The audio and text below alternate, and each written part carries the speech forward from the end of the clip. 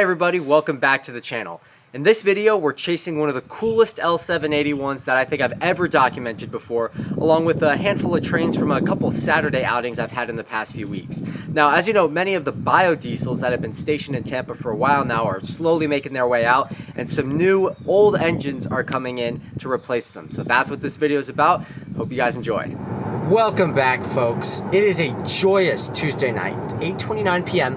We're heading out on Lutz Lake Fern towards Lutz to see an L781 tonight with the 7823 leading. That's a YN2-8, so it should be very cool to see. Might chase it a little bit of ways up the line through Land O'Lakes and such, but yeah, should be a very interesting chase.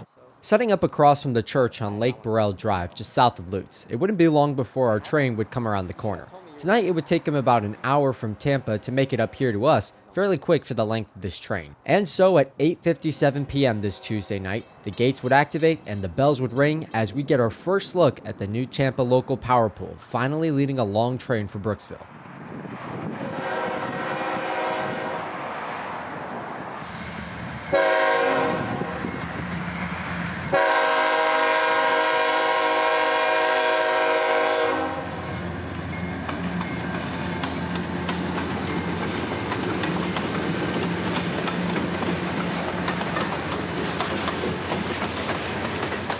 .7823 would be leading our train as advertised, a locomotive that's still in its first and only coat of CSX YN2 paint, still showing after all these years. Built in November of 1992, the 7823 would be leading the 7792, another CW40-8 built 3 months before its leader in August of the same year. Both these engines are now almost 33 years old, but are still getting it done for the company, although they're not really made for switching jobs like this one, which would give the crew a fun night out here, one full of switching between 4 industries on the line. Beating the train to the McDonald's in Lutz, the bright LEDs that usually glimmer off the clean biodiesels would now illuminate the rusty and weathered lash-up, something I've been wanting to see for ages now, finally occurring here in April 2025, at least a decade since the last -8 ran up here.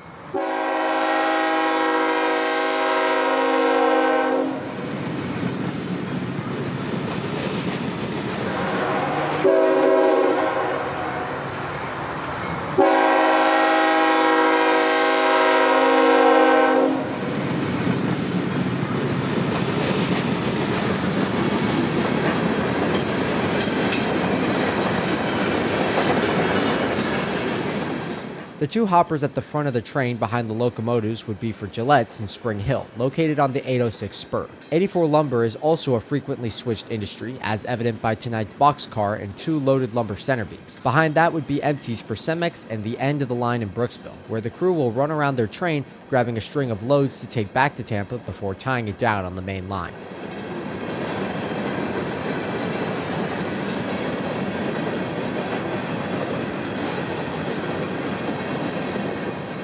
The crew would notice us as we chased them and would take it slow through Lutz, enabling us to jump ahead of the train at State Road 54, a busy highway crossing but a very well lit one, setting up in the empty Tibbetts parking lot for the shot.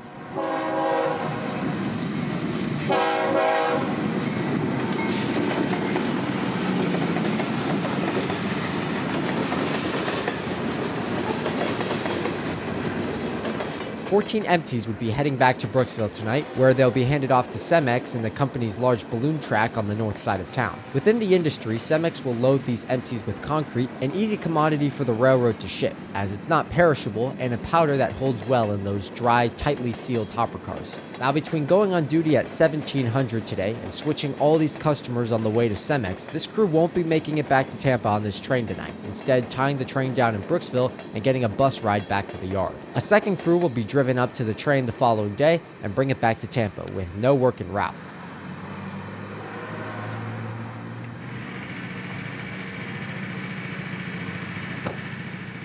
The northbound crew definitely has the hard part then, as they slow to a stop in order to switch the SR 825.1 milepost switch, a familiar spot on this channel, Pasco Iron and Metal. Tonight would be another straightforward operation, with loads out and empties in, as the crew backs the entire consist on the 4 loads in the spur. Yep. Pull that light off, Katie. Yeah, you do have 3-step protection on the spot.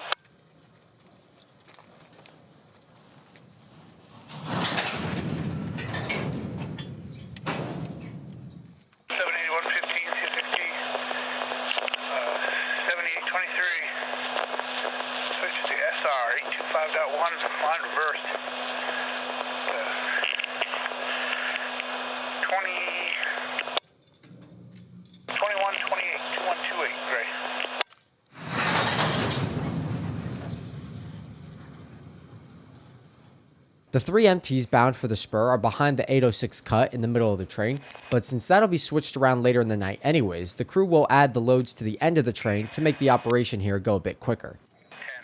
7283.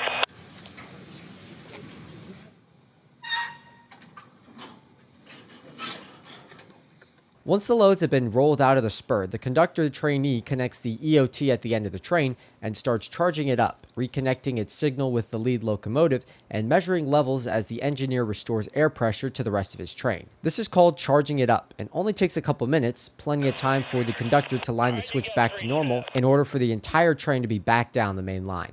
We're watching the shove. When you're ready, push it back. Start up, clear 20.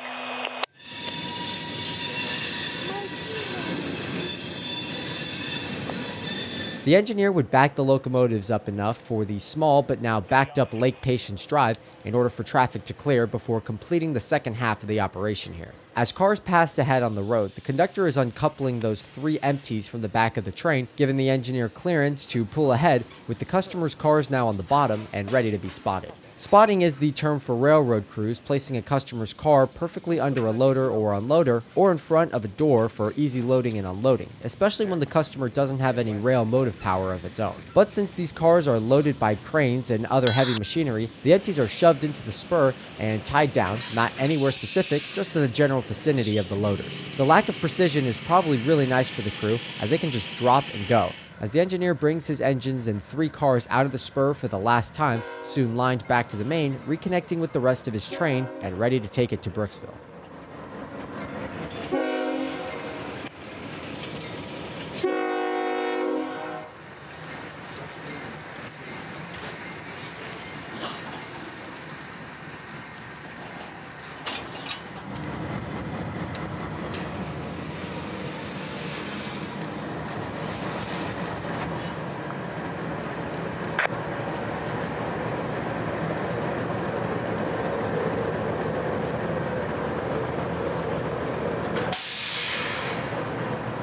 Before they'd head out though, we'd get to talk to the crew for a while as they'd answer all my questions about operations around here and in Tampa and give their thoughts about these new but very old power now assigned to them. We'll just go with these dash shades are cool to look at, but not that fun to deal with for hours on end with their old technology and aging hydraulics.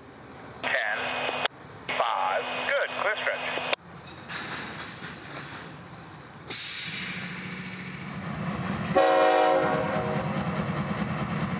Just before 10 p.m. now, the crew would notch up and head out for Brooksville, which would send us home, but not before documenting all I wanted to see today.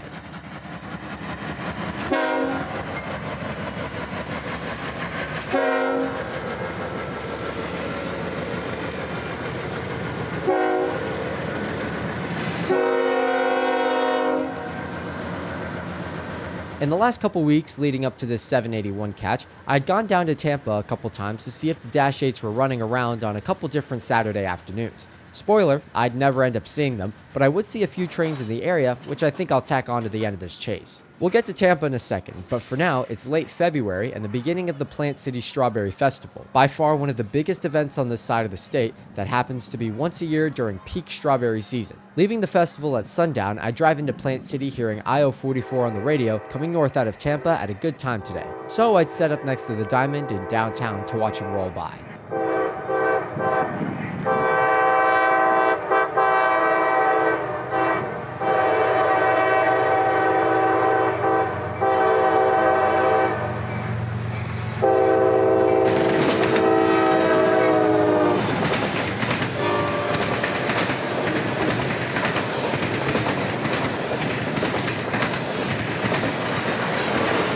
About 12 miles west of Plant City is Mango, where we'd set up on this Saturday evening to catch IO44 at 5 o'clock on the dot, one engine and a tidy train of container traffic for Jacksonville.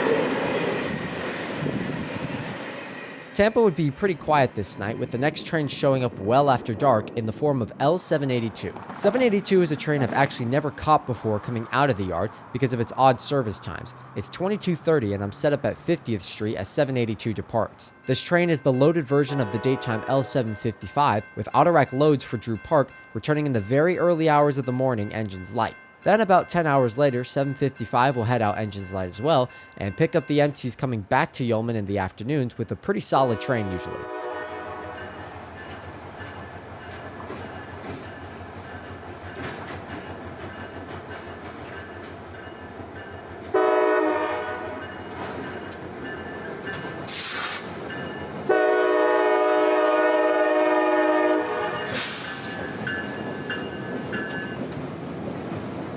Tonight, 782 would have over 30 racks for North Tampa, and at his slow speed, it would take him about 6 minutes to pass the busy road.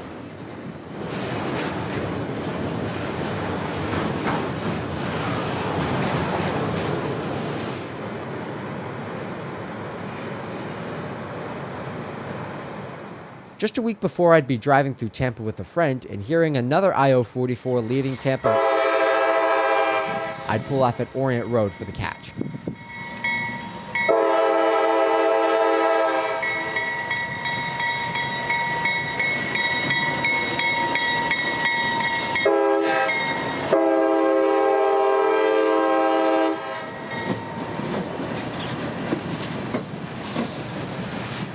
Today, 44 would have two engines with a YN2 liter and a Jeep trailing, something I've actually never seen on this Tampa intermodal train before. I guess this engine is needed in Jacksonville as soon as possible, and this would be the quickest way to get it there.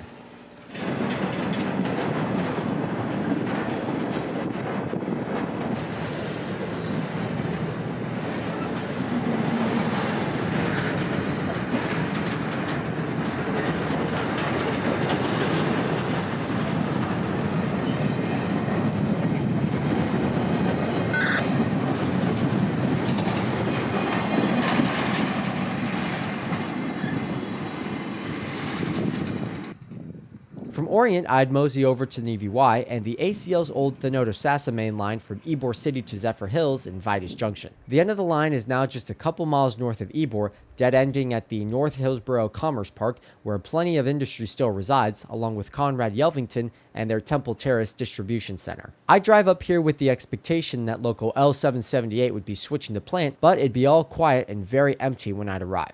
It seems that Conrad has gotten a new switcher, however, in the form of GMTX 2367 and XNS GP38-2. They've added some caging around the fragile glass lights and windows as they've parked the engine unsupervised at East Osborne Avenue, certainly not the nicest part of town.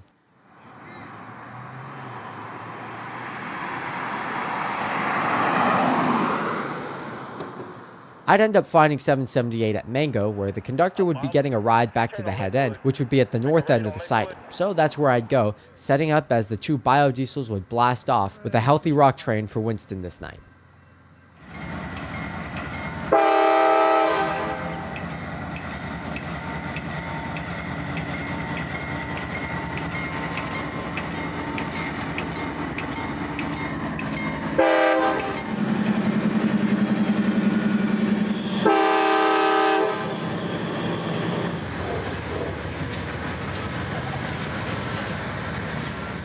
.778 would end my time out this day and this eventful video as a whole. I thank you all for watching this one, and I hope you might have learned a thing or two as well. But until we meet again somewhere out there trackside, this is Christian from Multicolor Films. End of transmission.